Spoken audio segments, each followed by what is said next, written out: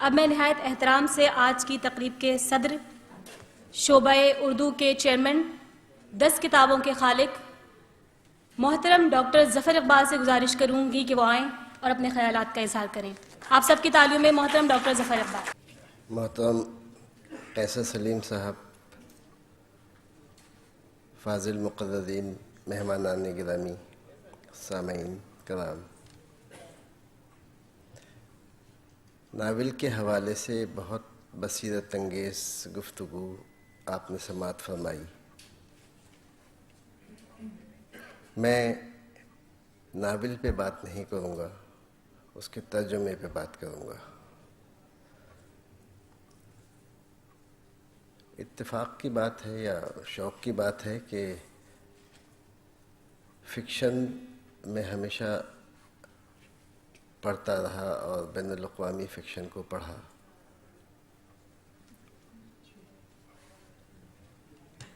اور انگریزی ادب، فرانسیسی، روسی، چینی، اس کے جو تراجم ہوتے رہے وقتاً فوقتاً ان کو ضرور دیکھا۔ آپ نے بھی یقیناً پڑھے ہوں گے اور آپ کو یہ احساس ہوگا کہ جب کوئی واقعہ، کوئی کیفیت کسی ملک میں ہوئی یا وہ ملک کسی ایک صورتحال سے یا وہ معاشرہ کسی ایک کیفیت سے گزرا تو ہم اس ملک کے یا اس زبان کے ناول نگاروں نے اسے موضوع بنایا اور اس صورتحال کو اس میں کسی نہ کسی حوالے سے ظاہر کیا۔ ہمارے ہاں اردو میں ایسے ناول بہت کم لکھے گئے کہ جس میں جیسی قومی اور یعنی معاشرتی صورتحال ہو وہ ظاہر ہو۔ خدا کی بستی ایک مثال یا چند اور۔ اب ایسی صورتحال میں کہ ہمارے ہاں ناول تو لکھا گیا لیکن گزشتہ 60 سال میں بہت بڑے ناول نہیں آئے جس کو ہم ایک بڑا ناول کہہ سکتے ہیں۔ اس میں موضوعات کیا رہے، یہ بڑی تشنگی کا احساس ہوتا ہے۔ ایسی صورتحال میں جب کوئی بڑا ناول نہ لکھا جا رہا ہو تو بڑے ناول کا ترجمہ بھی بہت ضروری ہے۔ قیصر سلیم صاحب کے جتنے مترجمہ ناول ہیں وہ اپنی جگہ اہم ناول تھے، افریقہ کے حوالے سے، افغانستان کے حوالے سے، یعنی 1000 اسپلینڈڈ سن کا جو ترجمہ ہے وہ میں تو یہ بات کہتا ہوں کہ افغان ادب سے پہلا تعارف ہے ہمارا، ورنہ اس سے پہلے افغان ادب سے ہمارا تعارف ہی نہیں تھا۔ ہم تو سمجھتے تھے وہ ایک جنگ و جدل کی سرزمین ہے جو اب دہشت گردی میں تبدیل ہو چکی ہے، لیکن اس کو پڑھا تو پتہ چلا کہ ایک اچھا اور عمدہ ناول ہے جس کا ترجمہ کیا۔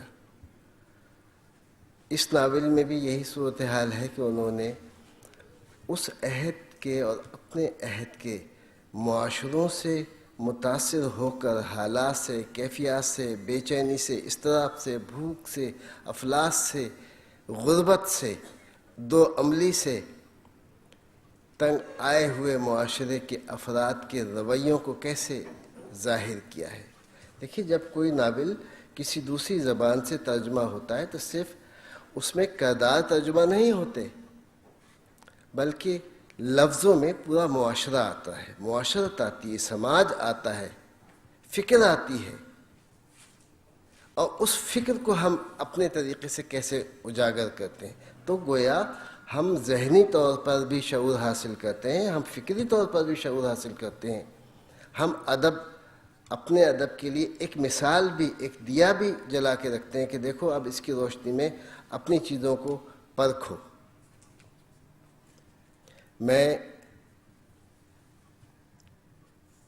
غازی صلاح الدین صاحب کی اس رائے سے بالکل اتفاق کرتا ہوں کہ ناول کے ترجمے کو ترجمانی نہیں بنانا چاہیے. ناول کے عنوان کو بالکل من و ان وہی رکھنا چاہیے. مثلا 1000 اسپلینڈڈ سن کا ترجمہ ہیز آف شاہزاد درو خانہ آفتاب ایک اچھا ترجمہ ہے، لیکن اصل ناول جس عنوان سے لکھا گیا وہ موضوع ضرور برقرار رکھنا چاہیے. قیصر صاحب بہت اچھا ترجمہ کرتے ہیں، چونکا دینے والا، حیرت زدہ کر دینے والا، یعنی کہیں پہ تحیر ہے تو تحیر کا اظہار کر دیتے ہیں. انگریزی سے غازی صلاح الدین صاحب نے موازنہ کیا، تھوڑا بہت جستہ جستہ میں نے بھی دیکھا، پہلے نہیں دیکھا تھا، لیکن جب آنے کا سخت مرحلہ درپیش آیا تو منگوا کے دیکھا. حقیقت یہ ہے کہ بہت سے مقامات ایسے ہیں کہ ہمیں محسوس ہوتا ہے کہ کوئی ترجمہ نہیں ہے، اوریجنل ہے. اور انہوں نے جو روایت ڈالی ہے وہ یہ نہ سمجھیں کہ اس میں وہ تنہا ہیں، وہ کام کر رہے ہیں اور ان کے ناول پڑھے جاتے ہیں. میں نے ان کے 2 ناول اپنے شعبے میں تقریباً 150 طالب علموں میں تقسیم کیے اور پھر ایک ڈسکشن پروگرام رکھا کہ اچھا بتاؤ کہ اس میں کیا ہے. تو کم از کم 150 افراد کو پڑھوانے کا ذمہ دار ہوں میں. در حقیقت ہم سب ایک کام کر رہے ہیں کہ زندگی کو آگے بڑھائیں. ادب زندگی کو آگے بڑھانے کا نام ہے اور اس کے اظہار کا بھی نام ہے. اور یہ کوئی میں نے احسان نہیں کیا، یہ میں سمجھتا ہوں کہ فرض میں ہے کہ میں اگلی نسل کو آج کے عہد کی اہم تحریریں منتقل کروں، ان کو سوچنا سکھاؤں، ان کو سمجھاؤں کہ کیا چیز ہے جو آئی ہے اس زمانے میں اور تم نے اپنی عمر کے 20ویں سال میں کیا چیز حاصل کر لی. وہ ترجمہ کرتے رہیں، ہم آپ پڑھتے رہیں اور اسی طریقے سے گفتگو کریں. در حقیقت کسی اچھی کتاب پہ گفتگو بھی دانشوری کو اور دانائی کو فروغ دیتی ہے. میں آپ سب کا بہت ممنون ہوں. بہت شکریہ.